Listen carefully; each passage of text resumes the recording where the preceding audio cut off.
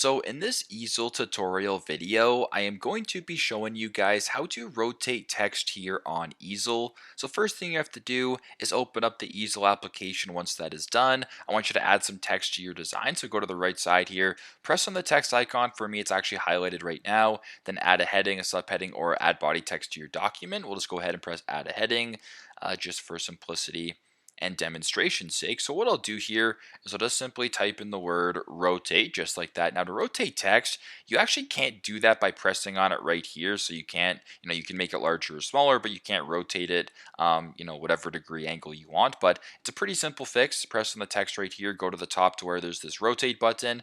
Simply press on that. And if you were to grab this little black circle and rotate it this way, you rotate it, and this is on the right is the degrees. So if you want to rotate it 180 degrees right here, you can do that. You can go more, you can go less, whatever the case may be. Just play around with it this way. So pretty straightforward, but that is how to rotate text here on easel. Thanks again for watching, and I hope this video helps.